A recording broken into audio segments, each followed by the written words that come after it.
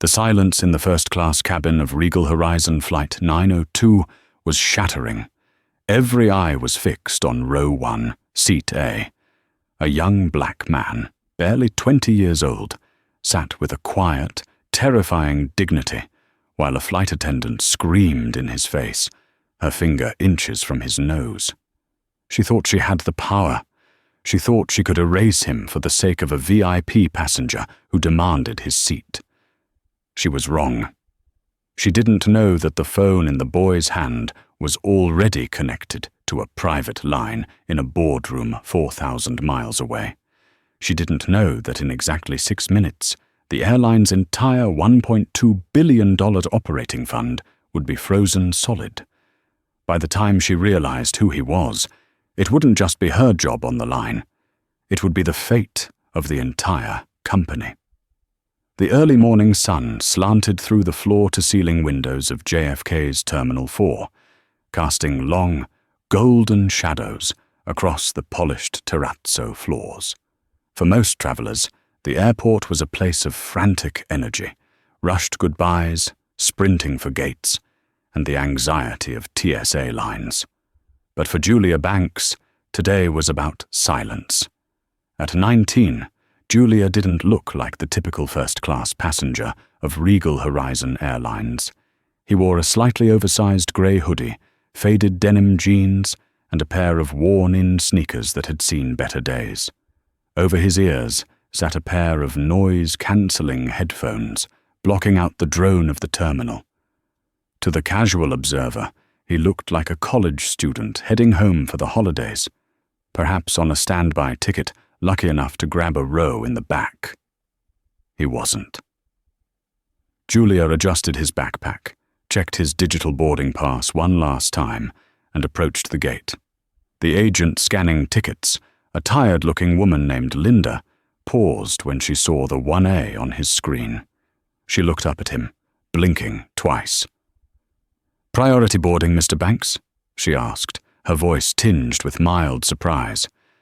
"Yes, ma'am," Julia said softly. His voice was deep, calm, and polite. She scanned the code. The machine beeped a crisp, approving green. "Enjoy your flight." Julia walked down the jet bridge, the cool air of the tunnel hitting his face. He needed this trip. It had been a grueling semester at MIT, balancing his double major in computer science and economics with the crushing weight of his family's expectations. He just wanted to get to Zurich, sleep for 8 hours in a lie-flat seat, and wake up in a different time zone. He stepped onto the plane. The air smelled of recycled oxygen and expensive leather. Standing at the galley entrance was the purser, a tall woman with blonde hair pulled back into a severe bun. Her name tag read Patricia. She was straightening a stack of napkins, her movements sharp and aggressive. When Julia stepped on board, she didn't smile. Her eyes flicked over his hoodie, down to his sneakers, and back up to his face. "Boarding pass," Patricia said. It wasn't a request. It was a demand. She didn't ask the man in the suit ahead of Julia for his. Julia held up his phone. Patricia squinted at the screen, her lips thinning. "1A?" She let out a short, scoffing breath. "Are you sure you didn't edit this screenshot?" Julia frowned slightly, lowering his headphones. "Excuse me."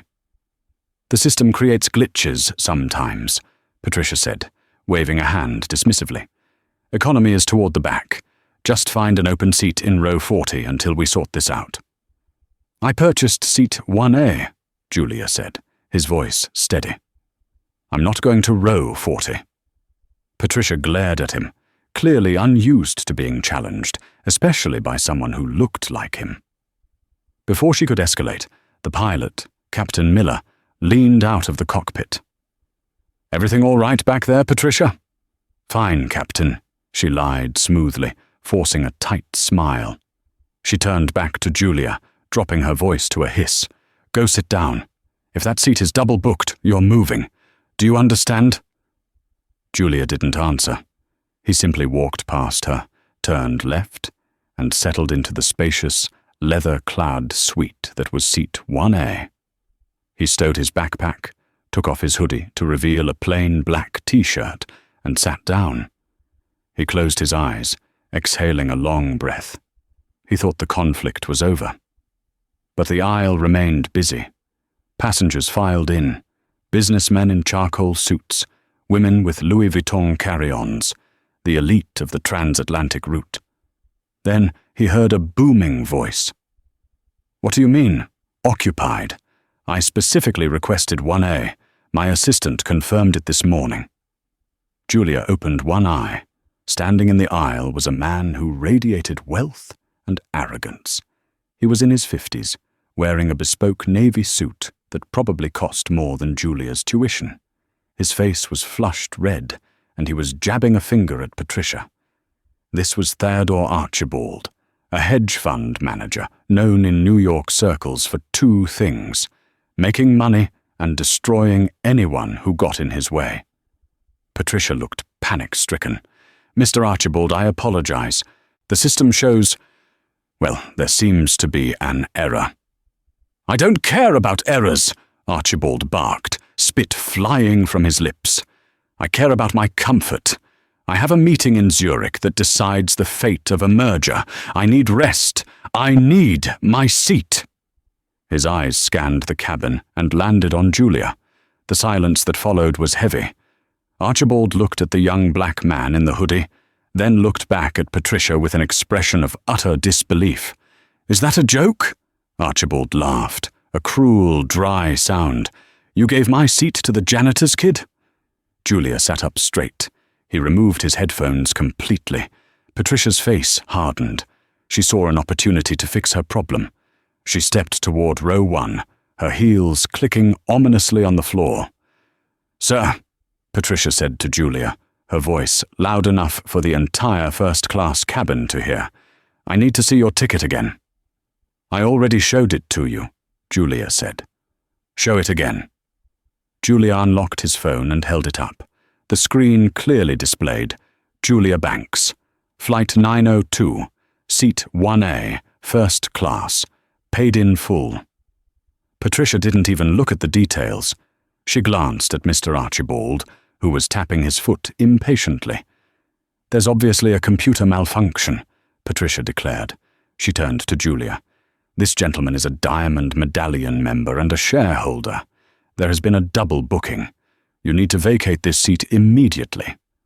"I paid full price for this ticket," Julia said, his hands gripping the armrests. "I'm not moving." "Listen, kid," Archibald interjected, stepping into Julia's personal space. He smelled of expensive scotch and aggression. "I don't know who you scammed to get this seat or whose credit card you stole, but the ride is over. Get up. Now." The accusation hung in the air like toxic smoke. "Stole." Julia looked up at Archibald. The man's face was a mask of entitlement. Behind him, other passengers were beginning to whisper. Some looked uncomfortable, shifting in their seats, while others, mostly older men in suits, nodded in agreement with Archibald, viewing Julia as an anomaly, an intruder in their sanctuary.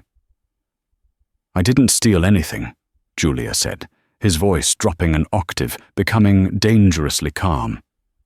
"And I suggest you step back." "Is that a threat?" Archibald gasped, turning to Patricia. "Did you hear that? He threatened me. I don't feel safe flying with this thug." Patricia nodded sharply. She reached for the overhead call button, not to summon help, but to signal the rest of the crew. "Sir, I am giving you a direct order. Grab your bag and move to the back of the plane. We have a jump seat available near the lavatories in economy. That is the best I can do." "I'm not taking a jump seat," Julia said. "I have a ticket for this seat. If you have a double booking, that is an airline problem, not a passenger problem. Usually you offer compensation for volunteers. You don't demand someone leave." "We don't offer compensation to fraudsters," Patricia snapped. She was losing her composure. She grabbed Julia's backpack from the overhead bin and tossed it into the aisle. It landed with a heavy thud. "Hey!" a voice came from across the aisle. It was a woman in seat 1D. She was older, with silver hair and kind eyes. Her name was Mrs. Higgins. "You can't just throw his property like that. The boy has a ticket. I saw it." "Stay out of this, ma'am," Patricia warned, her eyes narrowing. "This is a security matter." "It's not a security matter," Mrs. Higgins argued, unbuckling her seatbelt. "It's bullying. He was here first." "Sit down, lady," Archibald shouted at her. "Unless you want to give up your seat for him," Mrs. Higgins faltered, looking between the angry man and the flight attendant. She sat back down, intimidated, but her eyes remained on Julia, filled with sympathy. Julia looked at his bag on the floor. His laptop was in there. His prototype drives were in there. He slowly unbuckled his seatbelt and stood up. Patricia smirked, crossing her arms. Finally, smart choice. Archibald let out a huff of triumph and moved to take the seat before Julia had even fully stepped out. But Julia didn't move toward the back of the plane. He picked up his bag, checked it for damage, and then placed it gently back onto the seat of 1A. He stood his ground, blocking Archibald's path. "I'm not leaving," Julia repeated. "And if you touch my property again, I will file assault charges against you personally, Patricia." Patricia's face went pale, then beet red. The use of her name seemed to shock her. "You want to play it the hard way?" Patricia hissed. She grabbed the interphone hanging on the wall of the galley. "Captain Miller to the cabin. We have a non-compliant passenger. Possible level 2 threat." The mood in the cabin shifted from awkward to terrified.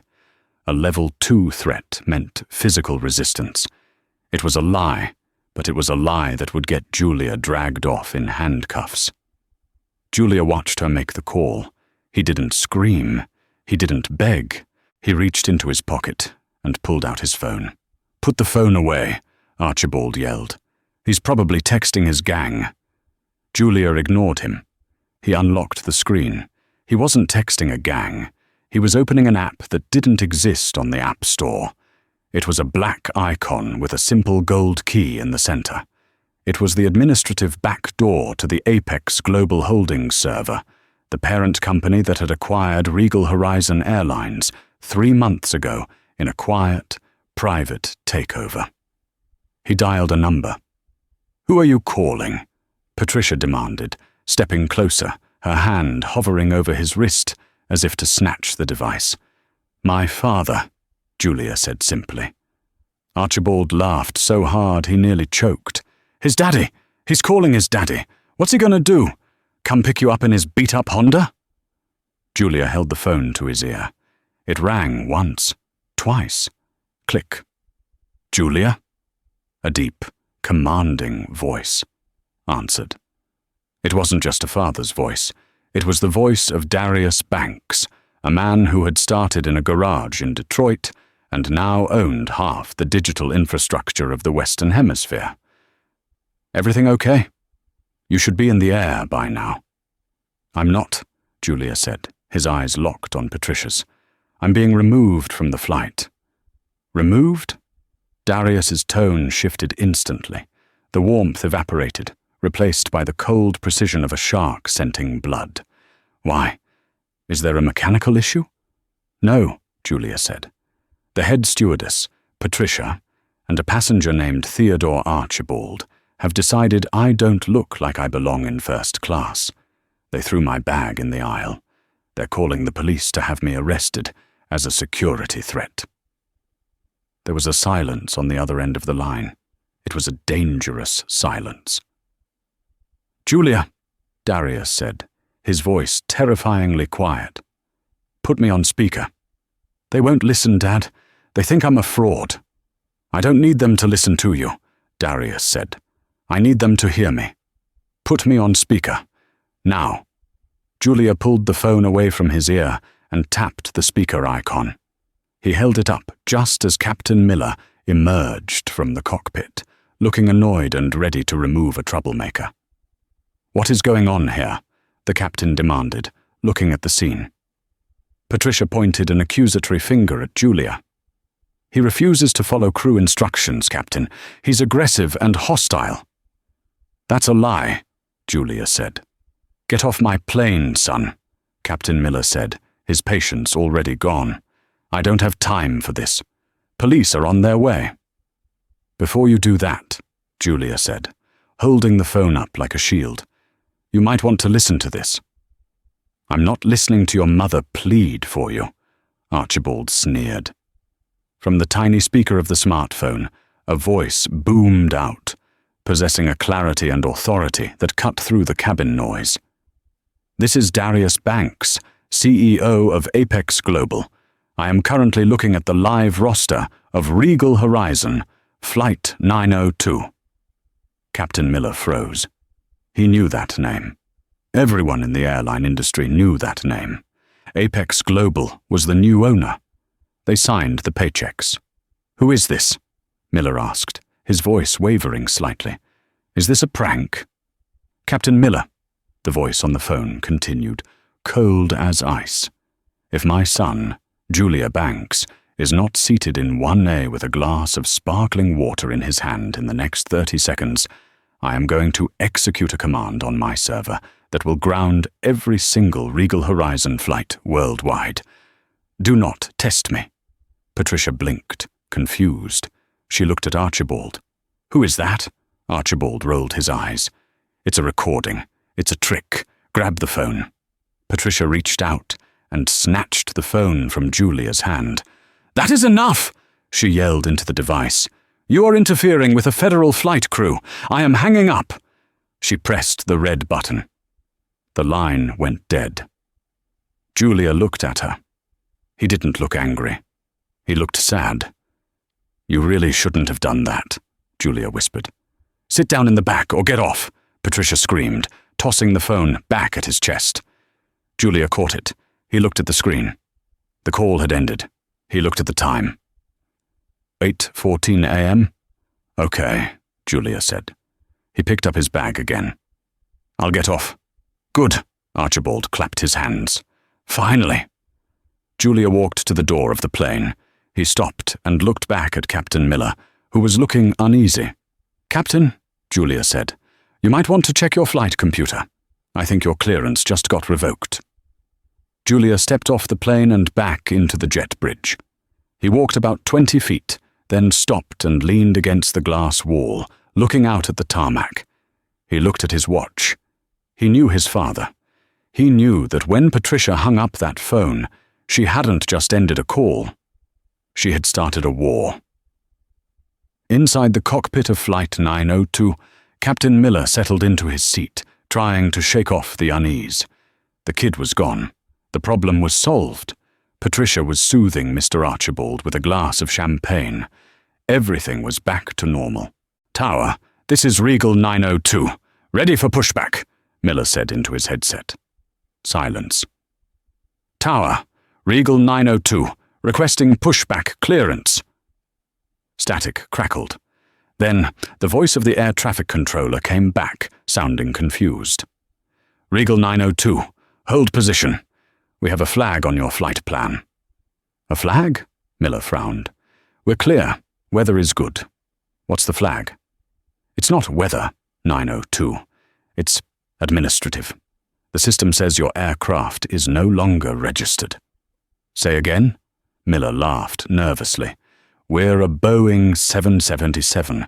We didn't just vanish. Captain, your transponder code just wiped. The computer is listing you as unidentified grounded. Hold position immediately. Miller's stomach dropped. He tapped his flight management computer, FMC. The screen, usually filled with waypoints and fuel data, flickered. Then it went black. A second later, red text appeared on the center console. System lockout. Authorization revoked. Contact System Administrator, Apex Global. What the hell? The co-pilot, a younger man named David, looked at his own screens. They were all going dark. Captain, we're losing avionics. Engines are still running, but the nav system is dead. Back in the cabin, the lights flickered and then died. The emergency lighting hummed to life, bathing the first-class cabin in an eerie dim glow. The in-flight entertainment screens turned black. "What's happening?" Archibald demanded, his champagne glass halfway to his mouth. "Why did the AC stop?" Patricia rushed to the cockpit door and knocked frantically. "Captain, the power is out in the cabin." The door opened. Captain Miller looked pale. He was sweating. "Patricia," he said, his voice trembling. "That kid, the one you kicked off. What was his name?" "Julia," she said, confused. "Julia Banks. Why?" Miller looked past her, toward the open boarding door where the jet bridge was still connected. "You need to get him back," Miller whispered. "What?" Patricia scoffed. "Why? We need maintenance." "We don't need maintenance," Miller roared, losing his temper. "We've been hacked or locked out. The entire system is down. And the last thing that happened before the screens went black was a message from Apex Global."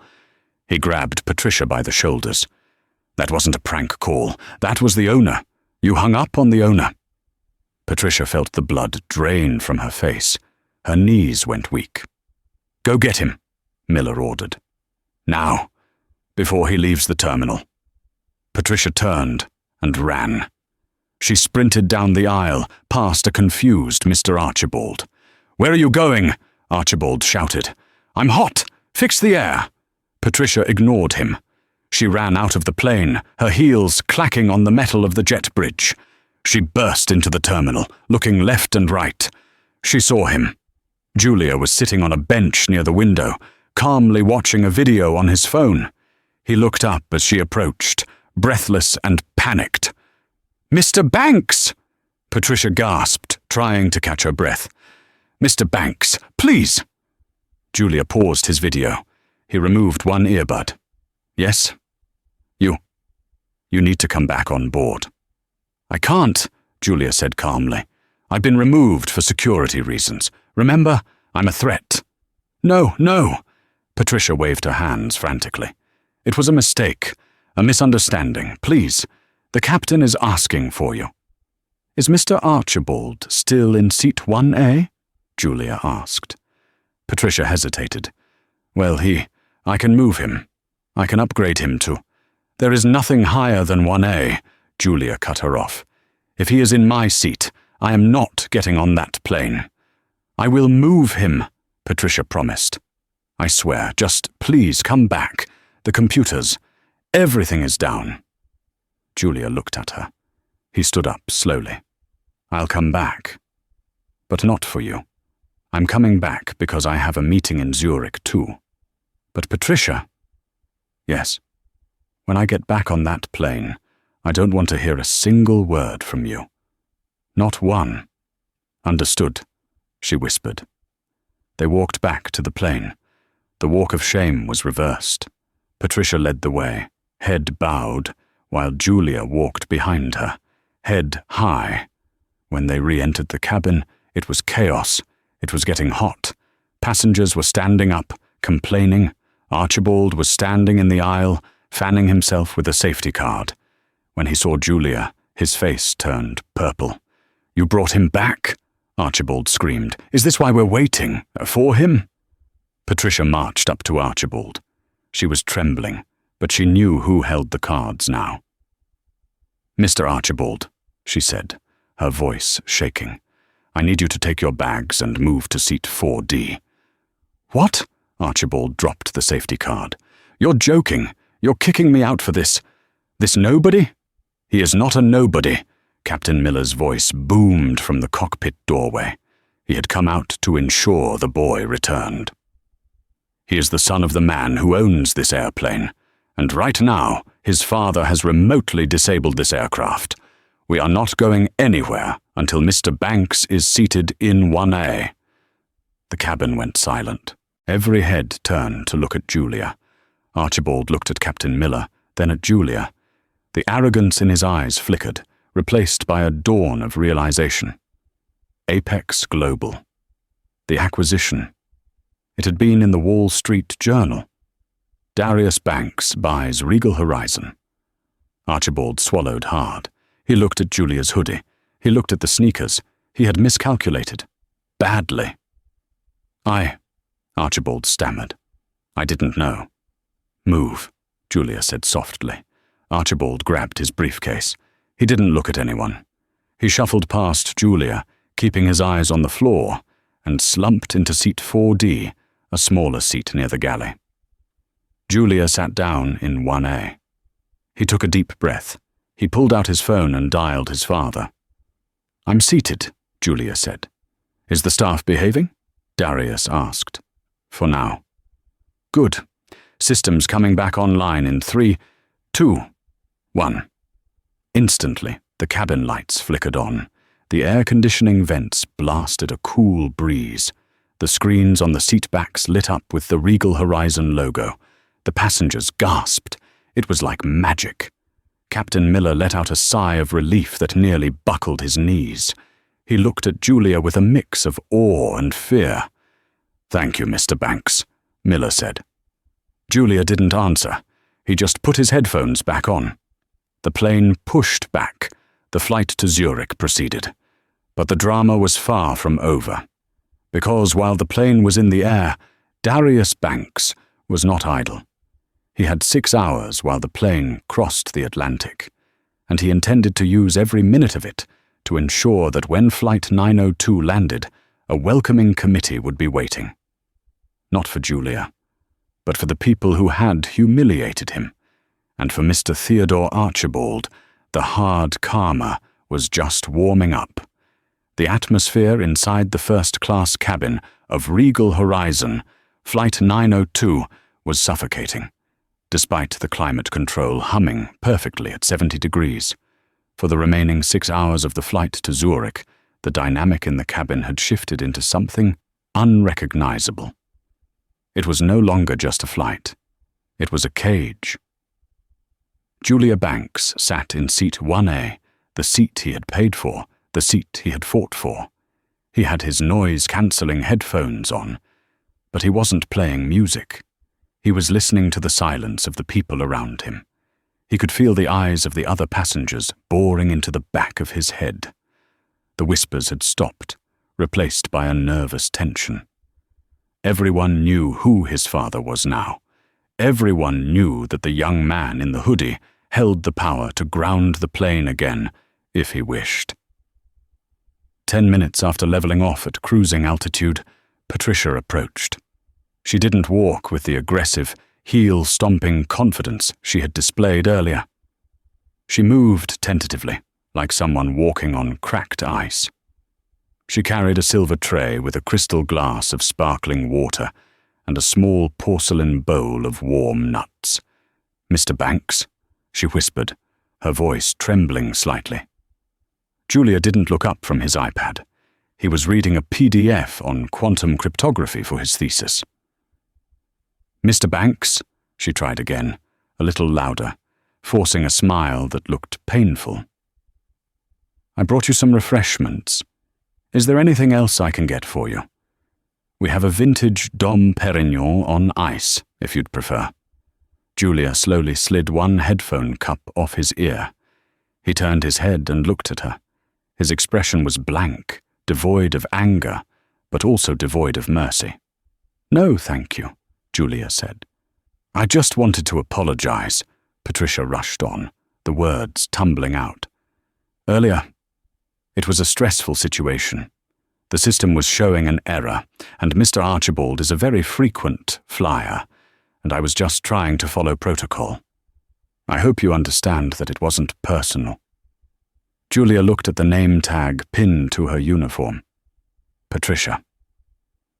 It felt personal when you threw my bag, Julia said quietly. It felt personal when you threatened to have me arrested. I was under pressure, she stammered, her face flushing blotchy red. I value all our passengers. I want to make this right.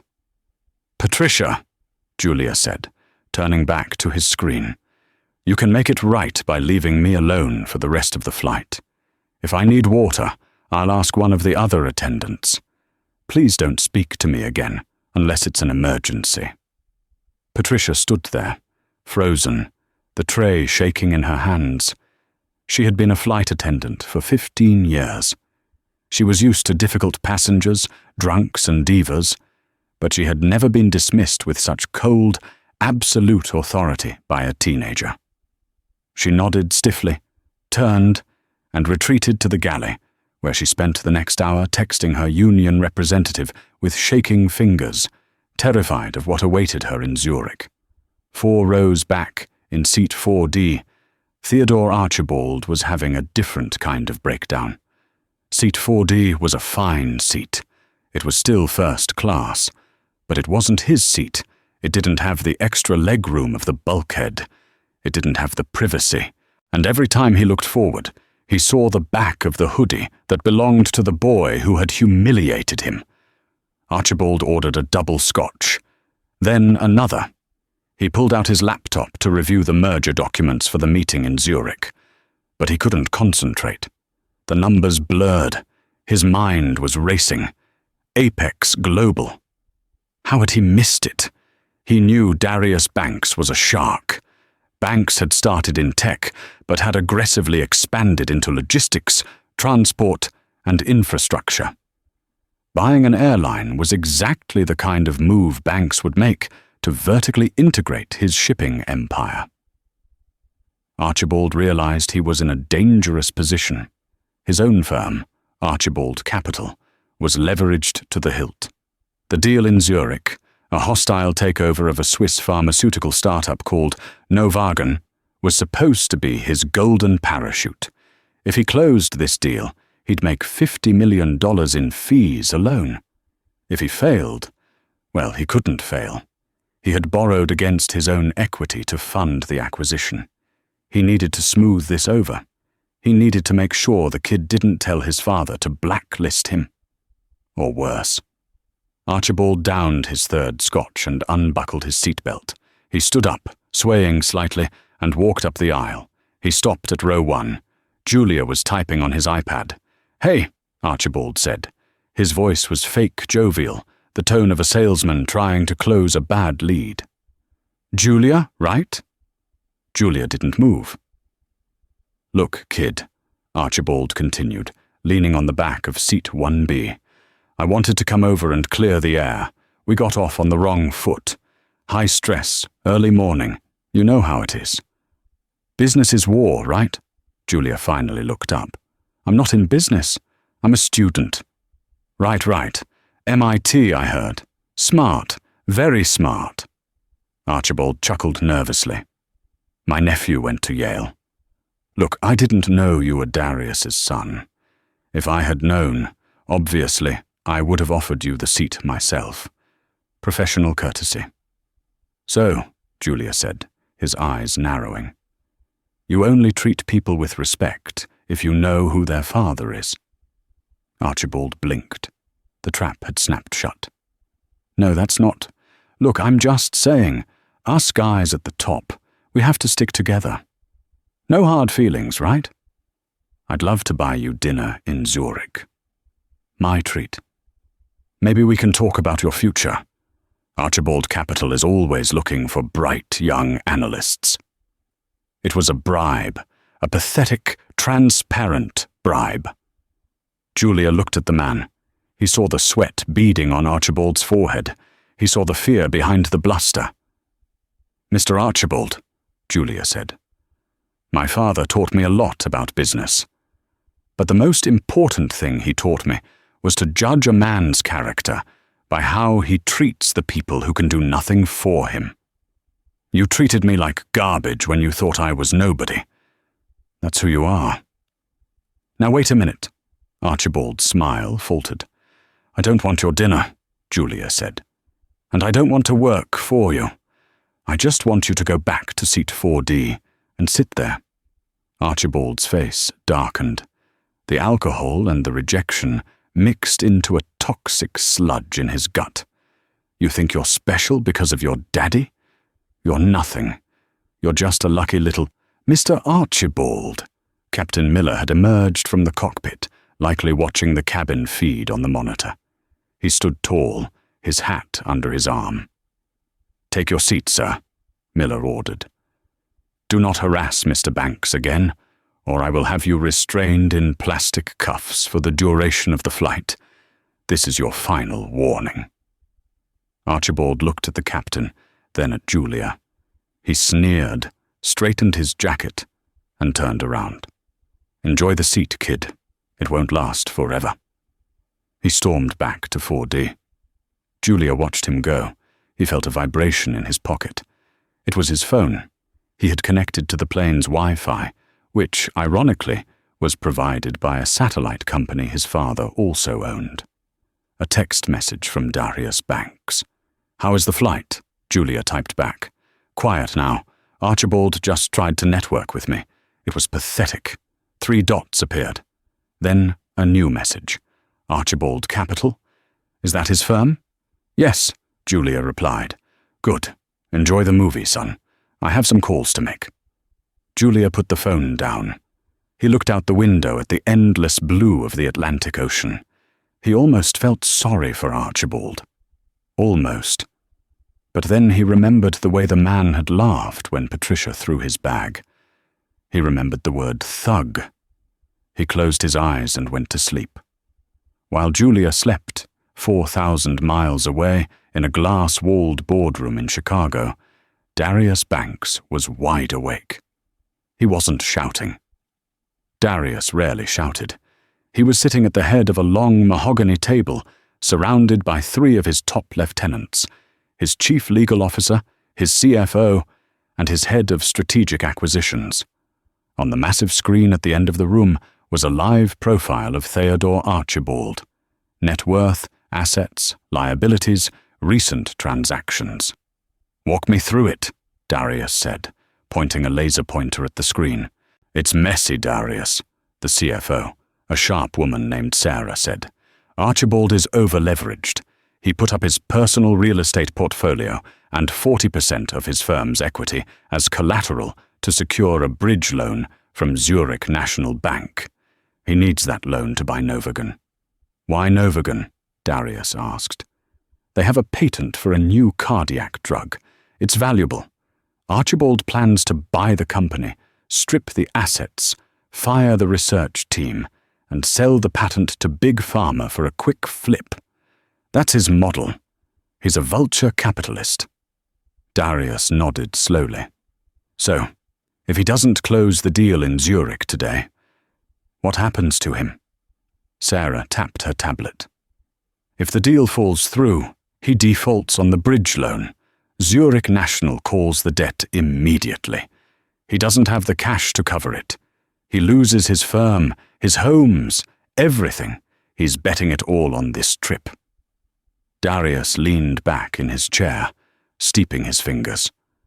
"Who is the CEO of Novigan?" "A Swiss national named Heinrich Weber." "Get him on the phone," Darius said. "Sir?" The legal officer looked up.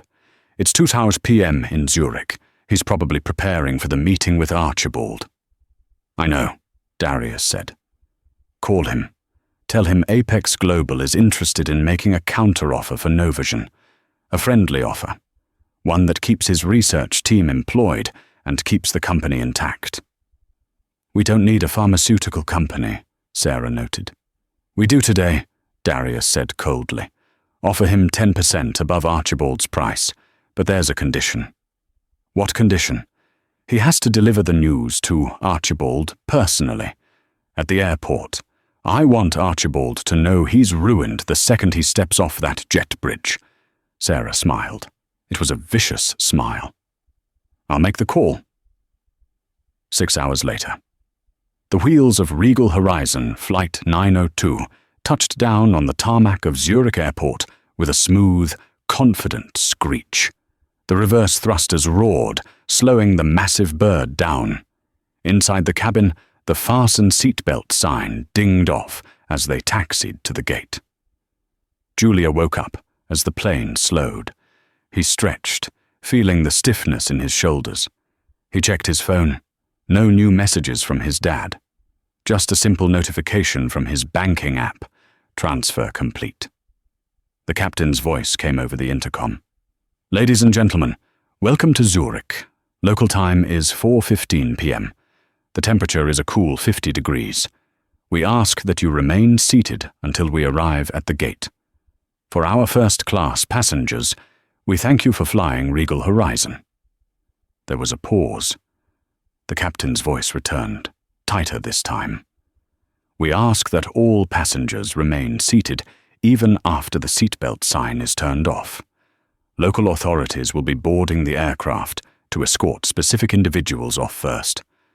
Thank you for your cooperation. A murmur went through the cabin. Authorities? Someone whispered. Is it a drug bust? Archibald, in seat 4D, smirked. He adjusted his tie and checked his reflection in his phone screen. Good, he thought. Captain Miller actually did it. He called the police on the kid. Maybe for the phone hacking? Or the threat? Archibald felt a surge of vindication. He would walk past seat 1A, see the boy in handcuffs, and maybe make a witty comment as he deplaned to go sign his billion-dollar deal. The plane stopped at the gate. The bridge connected with a dull thud. The cabin door opened. 2 Swiss police officers in dark blue uniforms stepped onto the plane. They were followed by a tall man in a grey suit holding a clipboard, an aviation inspector. Archibald craned his neck to watch. The officers walked into the first-class cabin.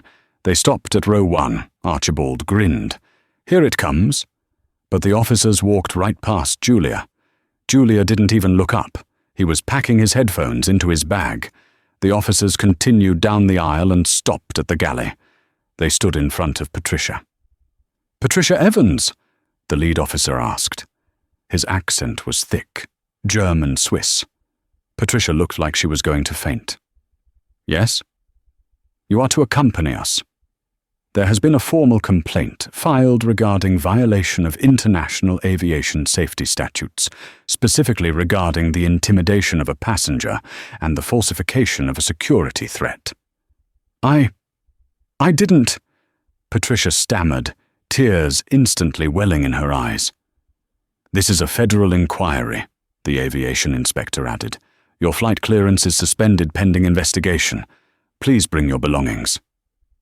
The entire cabin watched in stunned silence as Patricia, head hanging low, was escorted off the plane by the first officer. Archibald was confused. They took the stewardess? Why? Then the second police officer turned. He didn't look at Archibald. He looked at Julia. Mr. Banks? The officer said politely. Yes? Julia stood up. You are free to deplane, sir. We apologize for the delay. The ground team has a car waiting for you on the tarmac to bypass customs lines. Thank you, Julia said. Julia grabbed his backpack. He walked down the aisle. As he passed seat 4D, he stopped. Archibald was staring at him, mouth slightly open. Good luck with your meeting, Mr. Archibald, Julia said. He didn't smile. He just said it with the tone of someone who knows the end of the movie. Julia walked off the plane. Archibald sat there, fuming. Unbelievable, he thought. Rich kid privilege. He gets a car. The stewardess gets arrested. Fine. Whatever. I have a company to buy. Archibald grabbed his briefcase and pushed his way out of the plane. He hurried up the jet bridge, eager to get to the immigration counter. But as he exited the jet bridge and entered the terminal waiting area, he stopped. There was a man waiting for him, but it wasn't his driver, and it wasn't his assistant.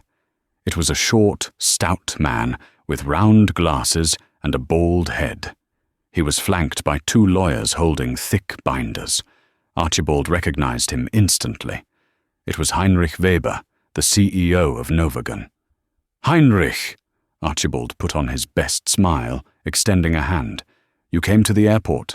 You didn't have to do that. We could have met at the hotel. Heinrich Weber didn't shake the hand. He kept his hands clasped behind his back. He looked at Archibald with a mixture of pity and distaste. "Mr. Archibald," Weber said, "there will be no meeting at the hotel."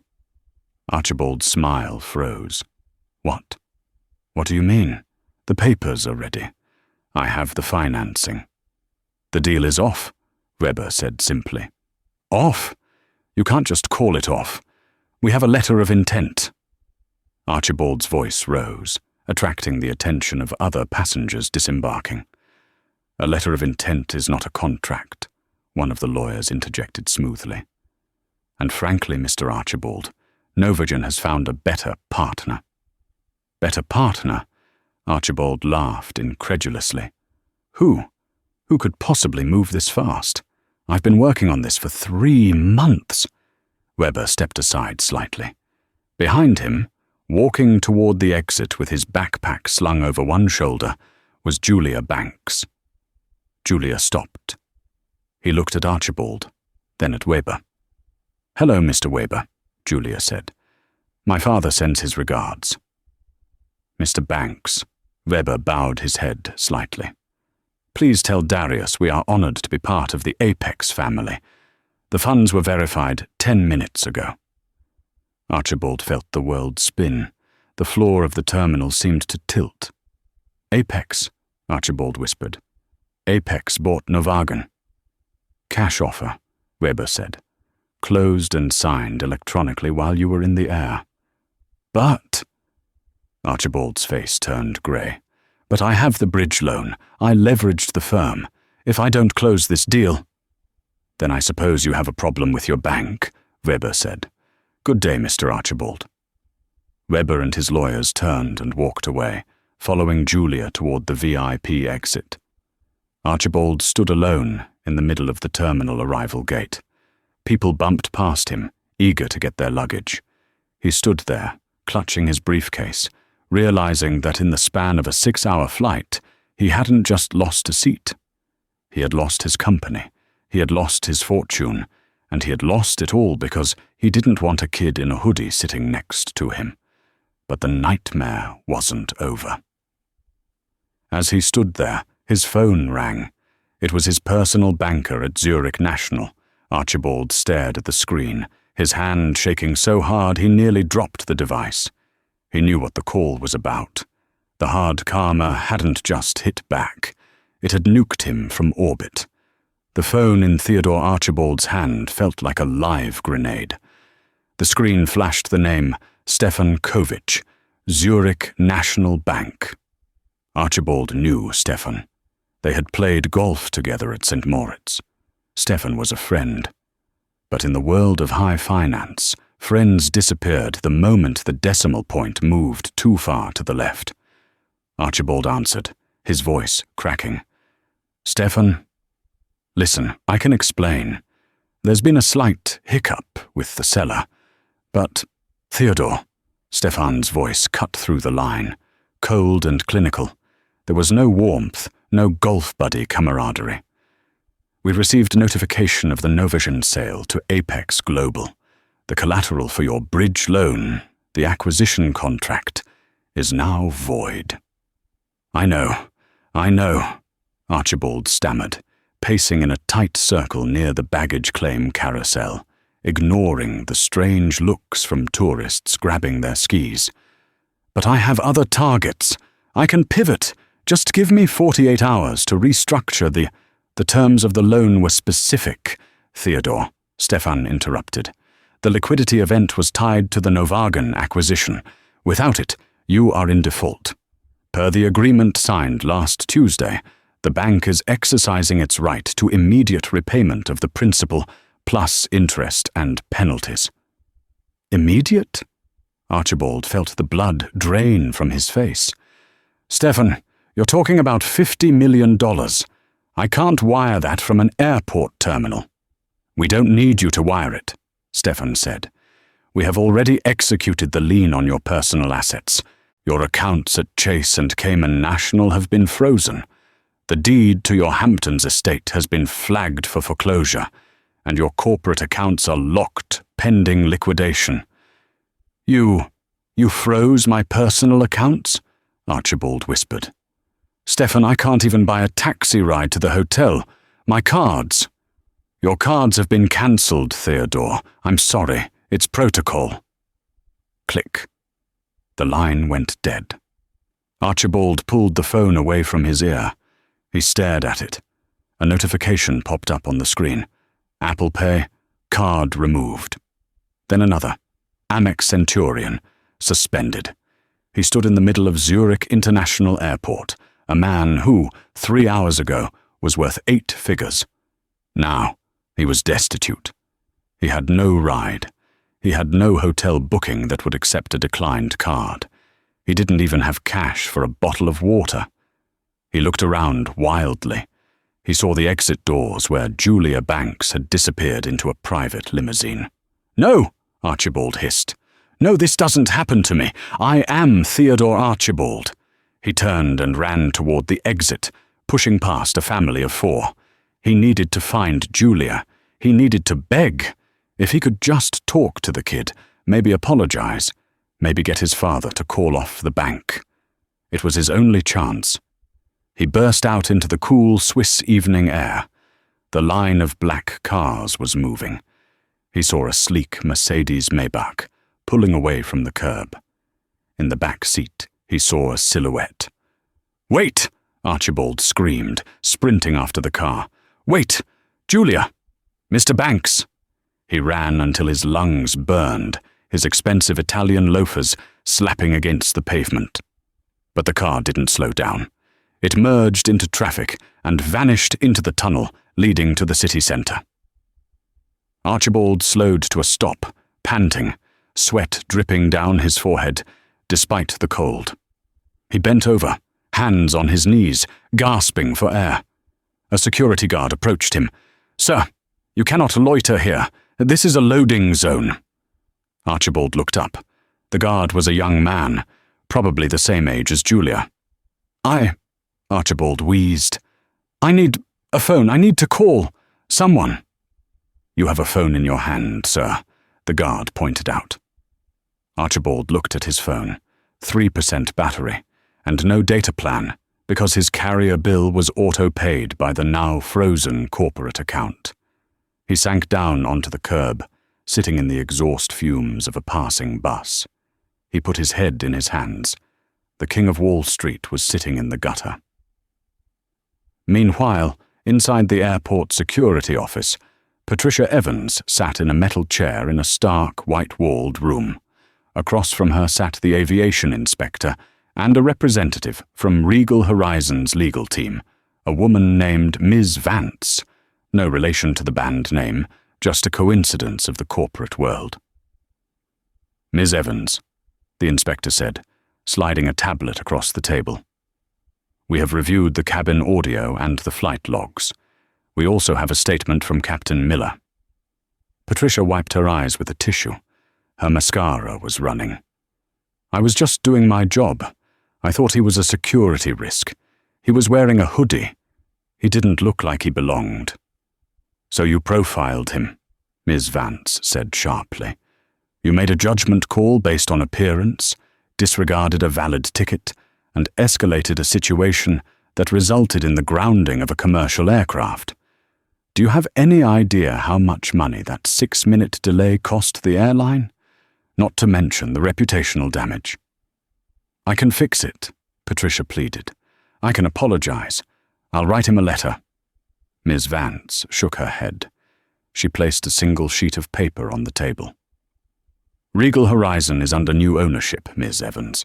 Apex Global has a zero-tolerance policy regarding discrimination. Furthermore, Captain Miller stated that you disconnected a call with the owner of the airline, Mr. Darius Banks." Patricia flinched. "I didn't know it was him." "Ignorance is not a defense," Ms. Vance said. "This is your notice of termination, effective immediately. You are stripped of your seniority and your pension. You are also being placed on the no-fly list for Regal Horizon and all its partner airlines, pending the investigation into your interference with flight avionics." "My pension?" Patricia gasped. "I've worked for this company for 15 years. You can't take my pension." The clause regarding gross misconduct is quite clear, Ms. Vance said, standing up. You can appeal, of course, but I wouldn't recommend spending money on a lawyer. We have the audio, Patricia. You threw a passenger's bag. You called him a threat because he wouldn't give up a seat he paid for. It's over. Ms. Vance signaled to the security guard at the door. Please escort Ms. Evans to the public terminal. She is no longer an employee and does not have clearance for the crew lounge. Patricia stood up, her legs shaking. She reached for her crew badge, but the guard gently took it from her neck. I need that, she whispered. Not anymore, the guard said. Patricia walked out of the office, stripped of her uniform jacket, her badge, and her dignity. She walked into the bustling terminal, just another face in the crowd, but with no job, no reference, and a future that looked as bleak as the grey tarmac outside. 3 months later. The boardroom of Apex Global in Chicago was buzzing with quiet activity. Julia Banks sat at the table, no longer wearing a hoodie. Today he wore a tailored charcoal suit, though he still kept the sneakers, a small nod to his roots. He was there for the quarterly review. His father, Darius, sat at the head of the table. Next item, Darius said, looking at the agenda. The integration of Novagon. Going smoothly, the head of operations reported. We've retained the research team in Zurich. The new cardiac drug is entering phase 3 trials. It looks promising. We're projecting a 200% ROI within 2 years. Julia smiled. The company Archibald had tried to gut was now flourishing, saving lives instead of just generating quick cash. And what about the loose ends? Darius asked, glancing at his son. Julia slid a folder across the table. I've been tracking it. Darius opened the folder. Inside were 2 reports. The first was a clipping from a New York financial tabloid. The headline read, Hedge Fund Manager Indicted in Fraud Scheme. Theodore Archibald, Julia summarized. After the bank seized his assets, he tried to hide money in offshore accounts to avoid bankruptcy. The SEC caught him. He's currently awaiting trial for wire fraud and embezzlement. His wife left him, and he's being represented by a public defender because no high-end firm will touch him. Hard karma, Darius murmured. He wanted to save a few bucks on a plane ticket, and it cost him his freedom. And the flight attendant? Darius asked. Patricia Evans, Julia said. She's working at a diner in New Jersey. I checked. She tried to get hired by Delta and United, but with a gross misconduct flag on her file, she's unhirable in aviation. She's serving coffee on the ground now. Darius closed the folder. He looked at Julia with pride. You handled yourself well on that plane, son, Darius said. You didn't fight back with fists. You didn't scream. You used the leverage you had. That's power. I learned from the best, Julia replied. There is one last thing, Darius said. He pressed a button on the intercom. Send him in. The heavy oak doors of the boardroom opened. A man walked in. He looked familiar, though he looked tired. It was Captain Miller. Julia sat up, surprised. He hadn't expected to see the pilot. Captain, Julia said, nodding. Mr. Banks, Miller said, removing his hat. He looked nervous. Mr. Darius Banks asked me to come here today. Why? Julia asked, looking at his father. Captain Miller stood up for you, Darius said. Eventually. But more importantly, he's a good pilot who was working in a toxic culture. Regal Horizon needs new leadership. Darius turned to Miller. Captain, we are retiring the Chief of Operations for the European sector. We need someone who understands that safety and respect come before profit. Someone who isn't afraid to ground a plane when things aren't right. The job is yours if you want it. Miller's eyes widened. This was a massive promotion. Sir, I don't know what to say. After the incident, I thought I was being called in to be fired." "You did the right thing in the end," Julia said, standing up and extending his hand. "You respected the ticket. That's all that matters." Miller shook Julia's hand firmly. "Thank you, Mr. Banks. I won't let you down." As Miller left the room, Julia walked to the window. He looked out at the Chicago skyline. He thought about that moment in the plane, the feeling of being small, of being judged. He knew it would happen again. The world hadn't changed overnight just because his father bought an airline. But he had changed. He knew now that dignity wasn't something you asked for. It was something you carried with you, like a shield. And if someone tried to take it, whether it was a stewardess or a billionaire, you didn't just take it back. You made sure they never forgot the price of trying to steal it. "Ready for lunch?" Darius asked, standing up. "Yeah," Julia said, turning away from the window. "But let's not fly. I'm in the mood for a drive." Darius laughed, clapping his son on the shoulder. "Deal." "So what is the lesson here?" It's simple. Never judge a book by its cover, and never assume that the person you are mistreating is powerless. Theodore Archibald and Patricia Evans looked at a young black man in a hoodie and saw a victim. They didn't realize they were looking at their own destruction. They thought their status, their suits, and their badges gave them the right to bully others. But true power isn't about being loud. It's about being ready. Julia Banks showed us that when you have truth on your side and a little bit of leverage, karma isn't just a concept. It's a delivery system, and sometimes it arrives at 35,000 feet, freezes $1 billion, and leaves you stranded on the curb while the nobody rides away in a Maybach. If you enjoyed this story of instant karma and justice, please hit that like button. It really helps the channel grow. Don't forget to share this video with someone who needs a reminder to treat people with respect, and subscribe and turn on notifications so you never miss a new story. Thanks for watching, and I'll see you in the next one.